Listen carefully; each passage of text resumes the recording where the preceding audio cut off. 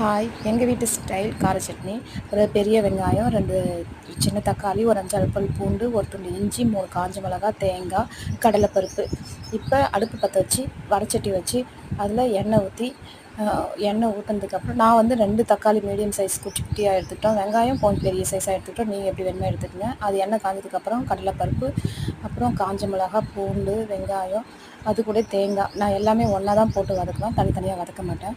எல்லாத்தையும் ஒன்றா போட்டு நல்லா வதங்கினதுக்கப்புறமா ஒரு கொத்து கருவேப்பிலை, தனியாக நான் இதில் காமிக்கல, தனியாக கொஞ்சம் எடுத்து வச்சுருந்தேன். ஒரு கொத்து கருவேப்பிலை, ஒரு சின்ன துண்டு புளி போட்டு நல்லா வதக்கணும். வதக்கினதுக்கப்புறம் நம்ம வெட்டி வச்சுருக்க அந்த 2 சின்ன தக்காளி அதுவும் போட்டுட்டு, அது கூட கொஞ்சம் தேவையான அளவுக்கு உப்பு போட்டு நல்லா வதக்கிட்டு ஆற வச்சு மிக்சியில் போட்டு நல்லா சட்னி அரைச்சிட்டு எண்ணெய் சட்டியை காய வச்சு எண்ணெய், கடுகு, உளுத்தம்பருப்பு, காஞ்ச மிளகாய், கருவேப்பிலை இதை போட்டு தாளித்து எடுத்துக்கலாம்.